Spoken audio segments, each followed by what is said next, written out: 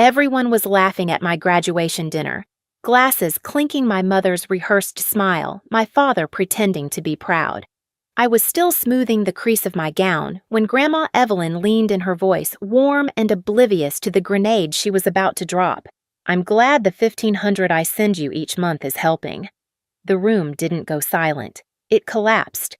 I froze, looked around, and felt something cold rise in my chest. "I never got any money," I said. Chairs shifted. Every head turned toward my parents. Neither of them moved. Grandma set her plate down, and the air snapped tight around us. I wish I could tell you that moment at the dinner table was the first time something felt off. But the truth is, I'd spent most of my life brushing off the quiet warnings that came in small, ordinary shapes. A missing 20 from my birthday card. A college bill that didn't match the scholarship amount I knew I'd earned. The way my mother's voice always seemed to crack at the perfect moment, as if emotion were a faucet she could turn on and off. My name is Marie, and for as long as I can remember, I've been the kind of person who apologizes before I speak. Growing up, I learned early that needing anything was a burden. New shoes too expensive? Field trip, we can't afford that. Even in high school, when I worked weekends at a small cafe and came home smelling like burnt espresso, the money disappeared into what my father always called family expenses. I didn't question it. I thought I was helping.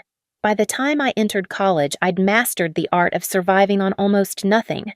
Granola bars for dinner, 2 part-time jobs stacked on top of a full course load. Long nights in the campus library because the heat in my apartment barely worked and I couldn't afford to fix it. And through it all, my parents reminded me constantly how proud they were that I understood the meaning of sacrifice. I wore that word like a badge even when it felt more like a weight around my neck.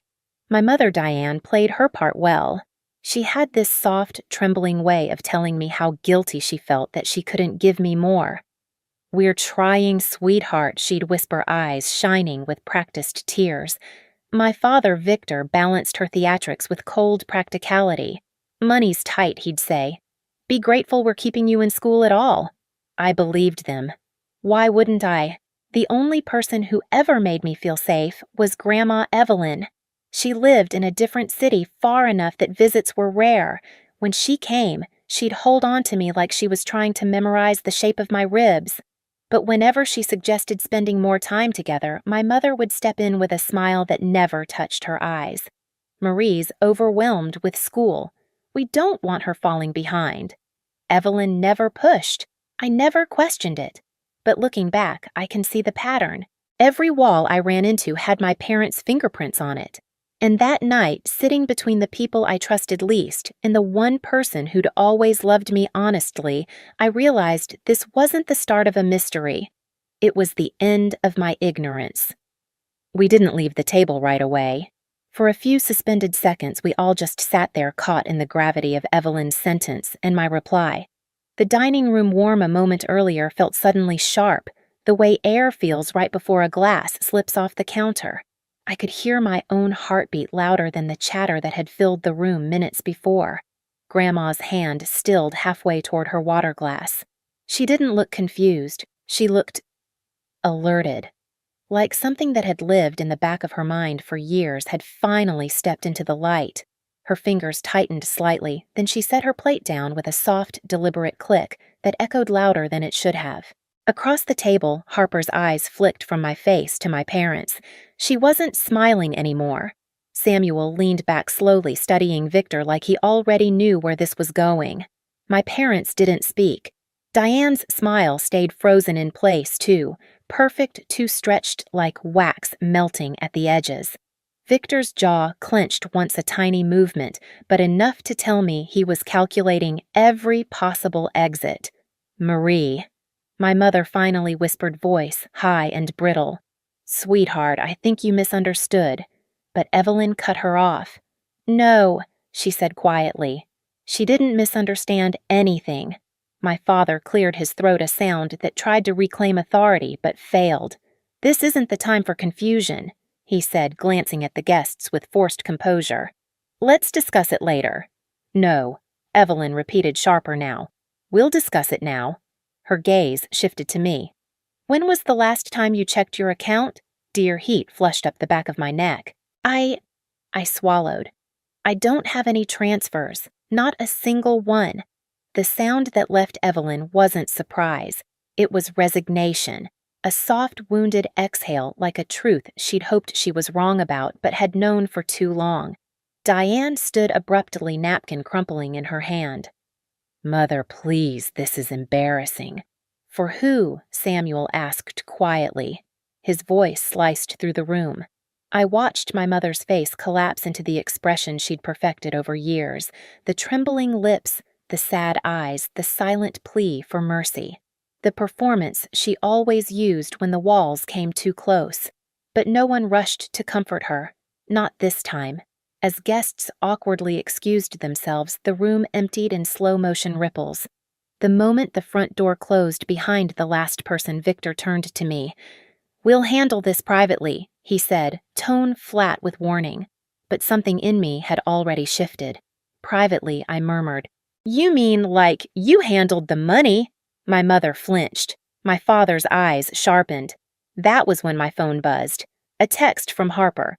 "Call me tonight. I know more than you think." My stomach dropped. Later, alone in my childhood room, the ceiling felt lower, the air too still. I replayed every moment I'd ever dismissed: the guilt trips, the missing money, the constant narrative of sacrifice, and beneath it all, a pattern finally aligned. When I called Harper, her voice came through steady and tired. "They did it to me too," she said, "and to others. You're not imagining this." Silence stretched long between us, then snapped. That was the moment I understood this wasn't a mistake. It was a system, and it had been built around me my entire life. I barely slept. By morning, my pillow was still damp at the edges, and my throat felt scraped raw from holding back everything I hadn't had the courage to say the night before. The house was silent when I slipped out, sunlight barely touching the blinds, as if even the day didn't want to disturb whatever poison lingered inside those walls. Grandma Evelyn was already waiting at the small hotel where she was staying for the weekend. She opened her door before I could even knock twice. One look at my face, and she reached for me with both hands. "Tell me everything," she said. I did. Every missing paycheck, every scholarship that mysteriously never made it to me, every bill I'd paid alone, while believing we were barely staying afloat as a family. I told her about the 2 jobs I'd juggled the nights I'd gone hungry because textbooks cost more than food, and how my parents praised me for being understanding. Evelyn listened, jaw-tightening, eyes glistening not with shock but with confirmation. I kept records, she said, finally rising from the couch with a steadiness that made her seem decades younger. She opened her travel bag and pulled out a slim folder. Transfers, amounts, dates. Every payment I sent you. Inside were neatly organized statements, each line a cut straight through my childhood narrative. 4 years of monthly transfers.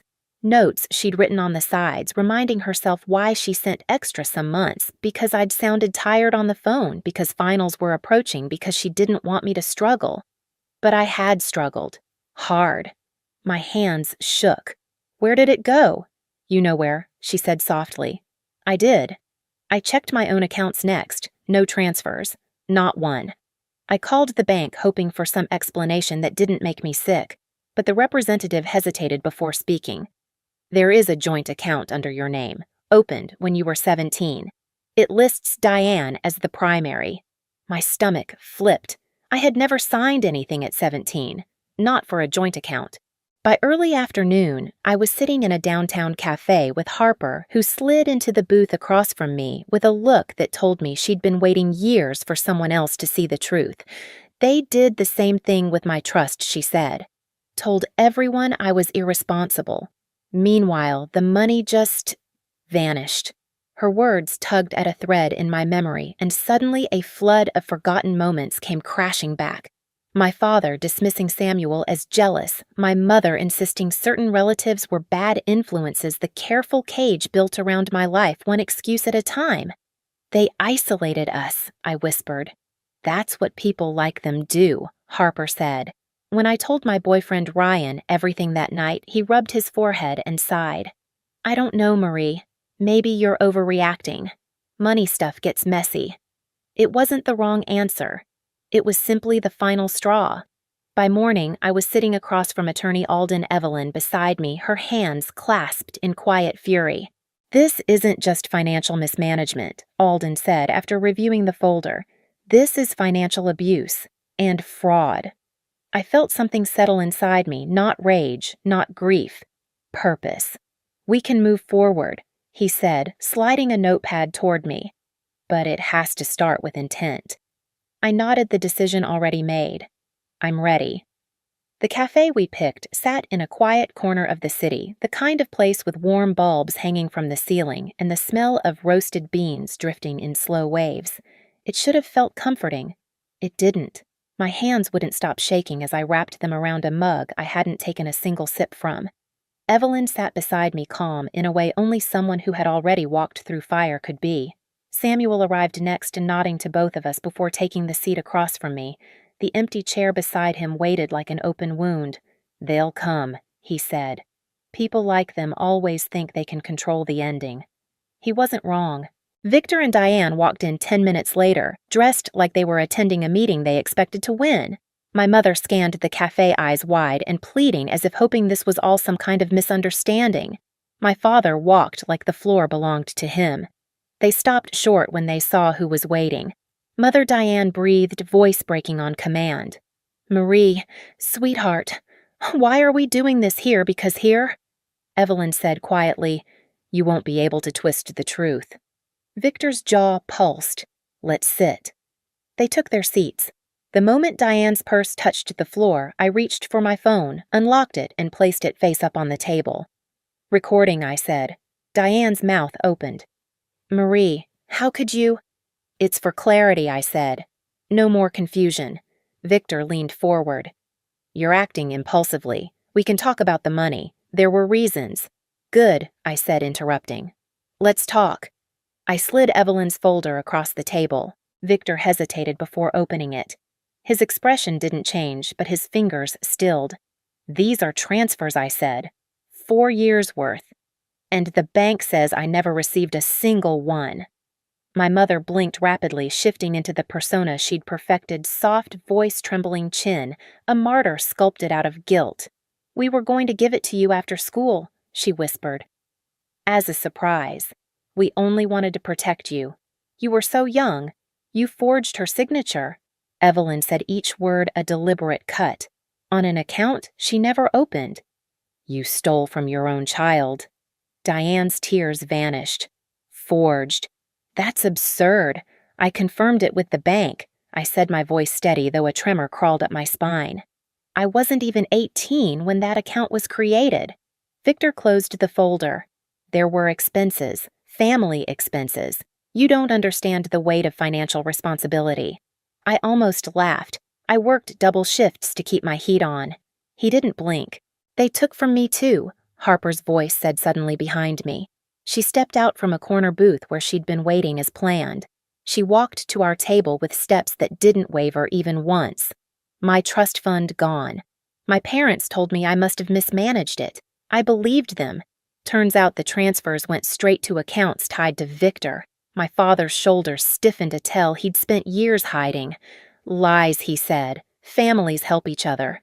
Money is shared. That's not sharing," Samuel snapped. "And you know it. You did it to our parents too." I just didn't have the proof back then. The cafe had gone eerily silent. The low hum of conversation faded as people turned just slightly. Not enough to be rude, but enough to sense a story unfolding. Victor looked around, realizing the room wasn't on his side. "This is a private matter," he hissed. "No," I said. "Private matters don't involve stolen money and forged documents." Diane reached for my hand across the table, her voice breaking perfectly. "We were overwhelmed. You don't understand how hard it's been for us. We had no choice." I pulled my hand back. "You always had a choice," I said. "You just didn't pick me." Evelyn stood. Her presence changed the room. Even Victor leaned back. "I have spent years trying to believe the best of you," she said softly, directed at Diane. "I told myself you were struggling. I told myself you cared. I told myself you loved your daughter the way she deserves." A beat of silence. And I was a fool. Diane's breath hitched as Evelyn continued. You manipulated her. You isolated her. You starved her dreams to feed your pride. And I'm done apologizing for you. Victor scoffed. Mother, please. This performance. But he stopped when Attorney Alden approached the table. Diane paled. Victor's eyes narrowed into something sharp and defensive. Alden placed a sealed envelope in front of them. Notice of intent, he said. Financial fraud, forgery, conversion of funds. We'll begin formal proceedings immediately. Diane shook her head violently. No, you can't do this. Marie, please. Marie, don't let them do this. We're family. You made me feel like a burden, I said quietly. You built an entire world where everything I touched was too expensive, too much, too selfish. My voice didn't rise. It didn't need to. You didn't protect me. You just hid what you were doing. Victor slammed his palm against the table, voice cracking with something I had never heard from him, fear. You don't know what you're doing. Alden didn't flinch. Actually, she does. The confrontation didn't end with yelling or chaos. It ended with stillness. A heavy, inevitable stillness as Victor and Diane realized the ground beneath them wasn't cracking. It was gone. The courthouse hallway 2 weeks later felt colder than I expected. Evelyn stood beside me, her hand slipping into mine. Samuel sat on a bench, Harper at the far end, her knee bouncing nervously. When the judge called our case, Victor and Diane walked in looking smaller than I'd ever seen them. Diane's eyes were swollen. Victor's suit hung looser like he'd aged a decade in days. But their expressions changed when they saw the evidence. Evelyn's records, the bank confirmation, Harper's statement, Samuel's testimony, the signed account paperwork with a signature that wasn't mine. The judge asked if I wanted to speak. I didn't expect my legs to move. They did. I told the truth. About the nights I'd gone hungry. About the years of being told we were barely making it. About the guilt I carried for simply existing. I told her about the stolen money, but more than that, I told her about the stolen trust. The courtroom didn't breathe. When I finished, the judge nodded once. Discovery will proceed. A forensic accounting is ordered. Victor dropped his gaze. Diane wept behind her hands. Their world was no longer in their control. When we walked out of the courtroom, sunlight hit my face so brightly it felt like a blessing. Evelyn wrapped an arm around me. Justice isn't loud, she murmured. It's steady. And for the first time in my life, I felt steady too. The settlement came quietly, almost anticlimactic, after months of unraveling everything I thought I knew. Victor and Diane agreed to repay the full amount plus damages once the forensic accounting confirmed the truth they could no longer outrun. My father faced separate investigations at his workplace, and for the first time his confidence cracked in a way that didn't give me satisfaction, just closure.